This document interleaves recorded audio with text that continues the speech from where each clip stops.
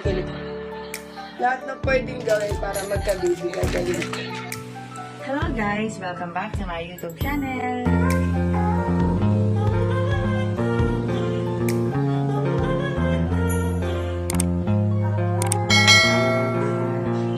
Kilig. Lahat na pwedeng gawin para magka-baby gagawin.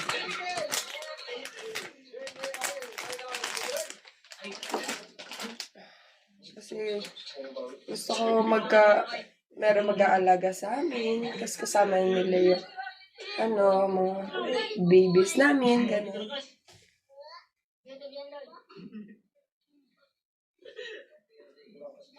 Oo, gusto ko jeans ni Abby. Pa-site ko.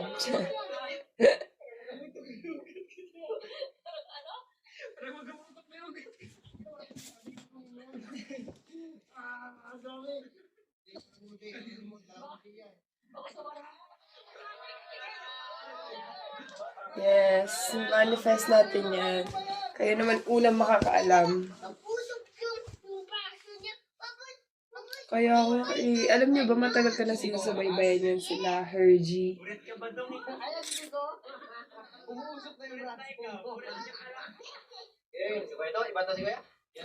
Kaso hindi pa ngayon, guys.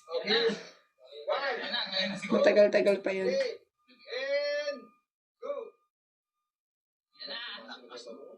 Yan na! Yan na! Kumpasa na! Matuhod! Basta kay D.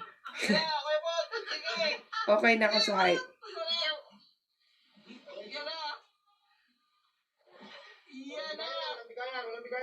Yan ako po! Tapos na malakas to. Hindi malakas to. Totoo yan. Sobra.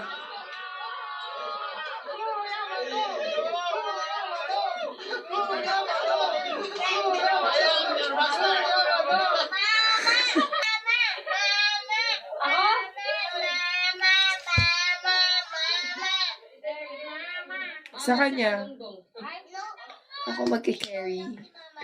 Tsaka gusto ko ma-feel yung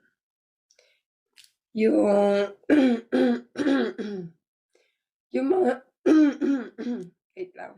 Isabit? Yung mga anak ng talaga. Ang tawag dito?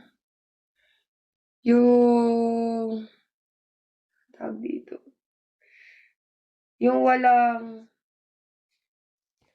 gusto ko maramdaman yung pain, ganon. Gusto ko maramdaman lahat yun. Ganon. Yung gano'ng kahirap mag-labor. Di ba meron iba yun yun?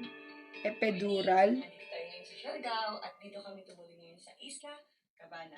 So ngayon, mag-breakfast pa lang kami mga kids. Di ba may ganon? Kasi itutusok ko sa may spine. Di ba ganon yun? Kasi Papa, hindi namin nakatabi dyan siya. Kasi kailangan niya mag-edit at saka review. Hindi na kami kasya, di ba? Siyempre mo, likot-likot ni Dongdong, tapos si Astrid, ganun din. Tapos si malikot na, si Nainay dito sa kabila. Tara, tayo.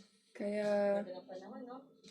yes, mga online ninang kayo. Ganda na pa naman kasi matutuyo na yung mga sinurprise.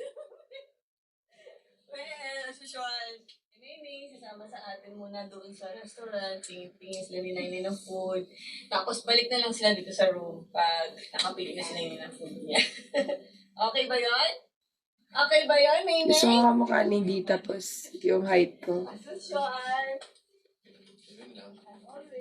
Gusto ko kasi talaga ma-feel yung gaano kasakit. Ay, Lisa, pala itong kwento mo. Hindi ka napunta dyan.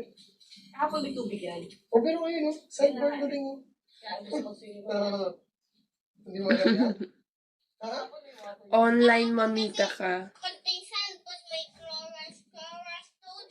Walang santo. Ano kaya feeling nun? Or ano kaya feeling yung una ang naisip ko? Anong feeling kaya ng ikasal? Anong gusto mong kainin ng mahal ko? Anong gusto mong kainin ng mahal ko?